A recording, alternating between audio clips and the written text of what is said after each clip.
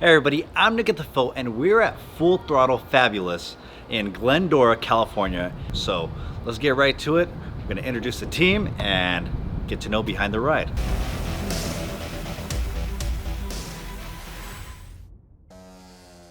Hi, I'm Kelly Barr Anderson, aka Full Throttle Fabulous, a local drag racer out at Irwindale.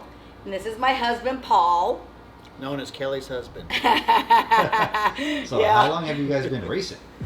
We've been racing since October 10th, 2019. So yeah, not that long really. But, Almost 5 years. But jumped in with both feet, that's for sure. What made you guys even want to get into racing? Yeah, so I became a health coach for an optimal health program, and they poured so much goodness into me that I started having self-confidence that I never had. And Paul, my husband, was going out spectating at Irwindale with his friend Albert, and I go, you know what? I want to go. And I dressed up all cute, and I went out there and I watched. Total date night. Yeah, and I watched these kids going down the track, and I'm like, dude, if those kids can do that, I can do it. So we took my 2015 six-cylinder Camaro out a few nights after that and made my first passes. My friend Daniel Marquez drove shotgun with me. He rode shotgun. Because there's a couple of things at the track that you need to know and to do and not do. So it was good that he was there for those kind of things. Yeah, so he gave me a lot of comfort. So like my fifth pass down the track ever, I got a perfect reaction time, a trip zip, so I was definitely hooked. Yeah, that's a big deal. That's kind of cool to get. That is a big deal. For your first night out, that's pretty rad. So just going out spectating really introduced us to it, and I like to drive fast. She was fine doing the six-cylinder Camaro, but I kind of wasn't. Slow. I said, if we're gonna do this, let's get a car. Let's get a real car. Yeah. And we found a 2000 Camaro. Looks just like this, a little darker. It was an orange wrap, and we found it on Facebook Marketplace. Picked it up. Let me jump in really quick, because I was in Arizona at my daughter's, and he calls me and goes, I found the perfect car. I'm like, we're not looking for a car. And he's like, I found the perfect race car, babe. Martin said this is a go. Our race car technician, he's like, it's a go. So there you go. So yeah, and it was plenty fast for beginning. I mean, I'm really like the way we did things with lots of seat time and stepping up little by little by little by little. So when we first got the other Camaro, we were doing probably about 7.5, 7.6 seconds in an eighth mile at about, I don't know, about 90 miles an hour, 91 miles an hour. And now with this bad boy, or bad girl, we're doing 5.7 seconds at 118. We got a killer 60 foot. And 1, 2, 4, back tire, baby. Riding wheelies out over 60 feet. And it's just evolved, but it's the seat time. She's had probably closing in on about 2,500 passes down the racetrack in just over 5 years. Under 5 years. Wow. So when you guys dove in, We just went nuts. We did. So what was it like from your point of view, staging for the very first time, and just like your experience overall, entering the car for the first time into an event, and you had to learn everything from going to the tech line and getting a tech inspection to filling out a tech card, learning how to do a burnout. I was scared to death to do a burnout. Go ahead and walk us through the entire stuff for the very first time. So, honestly, I knew it was my calling from God, that this racing, I knew it was my calling. I feel very comfortable at the track, which is really strange to be at the track and just feel so at home. But I mean, the staff at Irwindale's so kind, and but even if we race anywhere else, we just fit right in. You go up and you fill out your tech card. You give the stats on your car, whatever they need to know, the information, your helmet, your suit. Go to the tech booth, they check it out and make sure everything's good. And then staging the car, with my friend teaching me in the beginning, gave me so much comfort, because I would have been a wreck if he wasn't there. It is nerve-wracking. I mean, we see lots of other first-timers just nervous as heck. Yeah. Staging the back tire instead of the front tire. So having our friend in the front seat was huge. Huge. But you can't get away from the fact that you still get nervous. Nervous excitement. And what is it called? It's nervous. P5000. I'm like, I gotta pee. And it's right before the first pass, but then it just goes away, because it's like excitement. It's nervous excitement. And yeah, because I never know what the car's gonna do. She has a mind of her own, so Yeah, she's really consistent, but at the same time, man, when we started popping big wheelies, we would do a lot of tweaks on it, and okay, you should be good. It shouldn't do that again, and then it was bigger. Yeah. And then we did a couple things. You should be fine now, and then it was even bigger. Yeah, there's nerves, but there's also comfort, and I think it's the seat time. seat time's huge. And so when we were doing all those passes, we were doing 1,000 passes a year easily, maybe more than that. Well, COVID lockdown, we were racing every week. But we were It going was private testing. Yeah, so we every were out Thursday. Yeah, and there wasn't a lot of people there, so it was like comfortable. I could get lots of passes in and not be worried about the fans watching And weekends.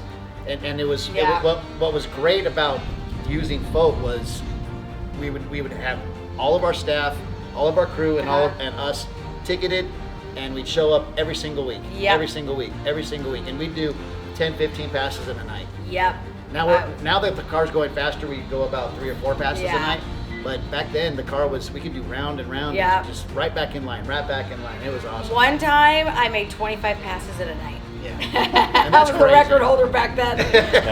That's definitely a lot of abuse to be putting on. Right? But she wasn't like this. Yeah. You know, she was a lot slower. Yeah. So So what made you get into that chassis? Just kind of happened. yeah, it did just kind of. I like Chevy anyway. We like Chevys, but And we like we weren't Camaros. looking. We weren't looking for it. You We know. like Camaros, and this thing, the first one, like I said, looks like this, but not. Now she's Stacy because I'm Stacy's mom, and I got it going on. My daughter came up with that name. Yeah. She's like, "You got to name it Stacy." I was like, "That's brilliant." Oh God. All right, so what's done to Stacy? Give us a basic breakdown, year, make, model. Well, it's a 2000. This is a 2000. So we went from a 2000. This has got a 5.7 liter, so it would be what would have come in a Z28 in 2000. So it's an LS1 5.7. But there's so much done to this thing. There's our buddy Martin. He's got a shop right around the corner here, and he put this recipe together for us. It's got a 12-bolt rear end, 35 spline, turbo 400 reverse manual shift, and everything's put in the right place. Everything's the right number. You know, the gearing we have, the 456s. 456 gears in the back. So we're geared for the 8th mile. We are not geared for the quarter mile. The torque converter, our nitrous hit is all on the hit. We don't Full throttle, baby. We don't graduate the Right. nitrous in later. It's all right on the hit. 'Cause I'm all about the launch. She likes the launch. Yeah. So there's a lot of work done on this thing. It's full cage. Everything's removed out of it. It's only about 3,000 pounds what they're sitting in it, and it rock and rolls. It's cool. So what's next for this car? We're going to do a 6.0 liter cast iron block that we're going to stroke. I got a stroker kit for it, so it's going to wind up being about a 427 cubic inch. Go. So yeah, it's going to be a beast. It's going to be a beast, and we're going to probably. So this one is hitting about 225 shot of nitrous. We're going to do about 350 to 400 shot of nitrous in the other motor, and then we got to learn how to keep it off the tail again. I mean, we put this thing up on the bumper a couple of times. I'll lead the car. And then no wheels on the ground. So we figure out how to keep it down now, but once we get more power going to the rear wheels, we're gonna have to figure it out again, because I'm sure it's gonna lift again. So aside from just the Camaro, there's a couple other cars in the background that we see. Want to kind of shed some light on that? Yeah, my brother owns the Dodge up top. He comes racing with us. He's a good bracket racer. The yellow truck back here, the 40 Econoline, that's a wheel stander. And Team American Freedom Fighters. Tim Smith. My wife loves wheelies so much. Our good friend Tim said, "Okay, well here, let's do a wheelie. Let's do a wheelie all the way down the track. Let's see how much you like that." So that's going to be on the agenda. That's coming up. Yeah. Mm-hmm. And then I see something tucked in the corner over there. Yeah, that's Elsa. Yeah, Elsa, 1962 Chevy C10, and originally those come in old X frame, and we're putting it on a 1974 Chevy pickup truck short bed frame, just to have a better drag race system. It's going to have Caltrax in the back. It's got a great power plant, and it's going to be awesome. Oh, you guys have any events coming up? So we also have a nonprofit organization called Mavix Community Outreach, and it's a nonprofit that introduces foster children and troubled teens to the world of motorsports. So they donate a booth to us and let us promote our organization. We have a couple of events a year. One of them being at the shop, we're gonna do a movie night, give away really great, prizes for the kids, bikes, skateboards that were donated from some of our partners and sponsors. And we do a Christmas event for the foster kids where there's up to 200 foster kids that come out. And it's a lovely, lovely time. We have 12 stations and games and face painting and prizes and food. It's awesome. Ideally, we're hoping that the kids, because you guys know, being in the motorsports world with FOAT, that the people in the motorsports world are great. Yeah. Good people all Community. around. The community is fantastic. No matter whether it's drag racing, circle track stuff, Car dirt shows. racing, car shows, motorcycles. Yeah. They're all cool people. So we're hoping that by getting them to the track, they see how much fun everybody has and how nice everybody is. Right. And maybe it'll give them an avenue, because we've got a couple of contacts to get them into trade schools. Yeah. If they desire. Right. And that's the ultimate goal, is to get them fired up, excited, and then give them an outlet, give them a place to go, Yep. learn how to do this, and then become part of it. Yeah, I mean, and not only drag racing, mechanic, tuning, but photographer, videographer, announcer, liaison. There's so many areas that we could help point them in the right path. And if you're spending money on a race car, you don't have money to get yourself into trouble. That's right. That's very true. So what got you to start that organization? So our grandson went into foster care during COVID, and it was so much heartbreak and devastation. And of course, during COVID, they were in there for 13 months. So it was just dark days, and I wanted to take my joy and my heart and my soul and share it with these other kids that are in foster care, because it's not their fault they're in foster care. And Maria, my business partner, introduced us to an event. Actually, one of the events that we do every year now is the one that introduced us and got me connected, where I became a mentor for some boys' homes. And I would go out to the boys' homes, and we would go walking, and we would talk and just spend time together. I would raise some funds, and we got a punching bag for the kids, and we got bikes donated, and the kids started taking them apart right away. And then of course they didn't get put back together.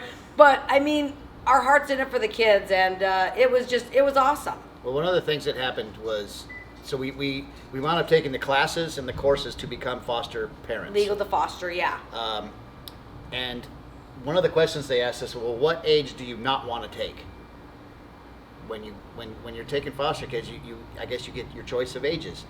And they kind of suggested that most people don't take the older kids, the teens and the preteens. And that kind of stuck with us, like, well, then those are the ones we're going to want. So those are the ones we try to get out to the track a lot. And those are the ones that are getting closer to having to make a decision on what they want to do, because they're going to age out in a couple of years. You know what I mean? 5-6 years, they're going to be aging out of their home. So those are the ones we really want to try to reach right now. My name's Maria Link. I am Kelly's business partner. I am the co-founder of Mavix Community Outreach and the gorgeous Urbandale Racing Ladies. With the help of Paul and Kelly and some other family and friends, we produce a holiday foster event for up to 200 kids ages 0 to 20. We get presents, they have lunch, they play games. There's a face painter, there's characters. We've been putting on a car show recently where the kids get to vote for their favorite car show. It's not rigged. Last year it was just a glitch in the matrix that somebody else won the car show.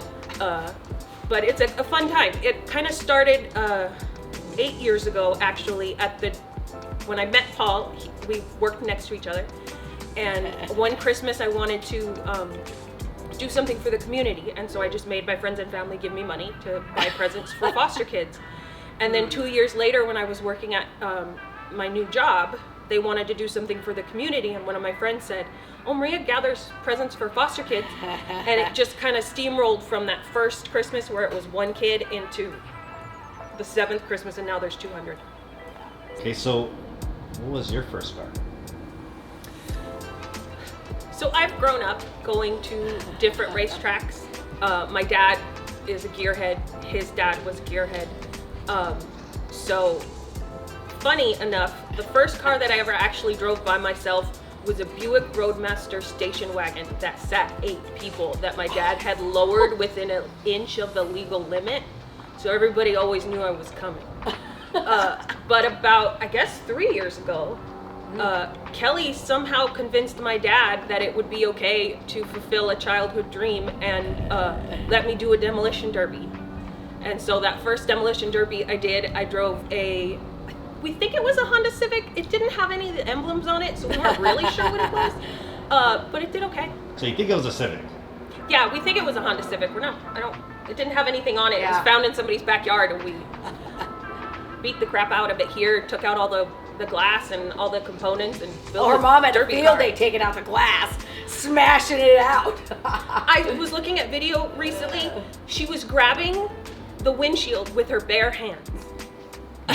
And one of Paul's plumbers was here that day and watching us and like, Maria, can you please just give your mom these gloves? You could try to give them to her. She's not gonna put them on. But we beat hell out of that car. Yeah. That was a good one. Thank you all very much for showing me the shop, showing me the cars, giving me more insight on everything you all do. And thank you all for watching. I hope you guys enjoyed this behind the ride. It's a different format this time. I hope you guys really enjoyed this. Let us know in the comments if we should keep doing it this way. But I'm gonna go ahead and let them tell you where you can follow them, learn more about them, and even see them race. Yes. You can come out to Irwindale. We're there almost every Thursday. You can follow me at Full Throttle Fabulous on Instagram, Kelly Barr Anderson on Facebook, and then our nonprofit is Mavix Community Outreach at Instagram, and mavixcommunity.org is the website. And then our lovely lady Maria. You can find me on Facebook, and if you go to my Facebook page, there is an Amazon wish list saved if you want to participate and donate toward our holiday event for the foster children. And what's your Facebook page? Oh, Maria Link. And when you guys go to the track on Thursday nights, we pit by the snack bar. Yep. We're easy to find. Yep. And you'll have a blast. We got stickers for you. We got some Hot Wheels for the little kids sometimes. Yep. Most of the time.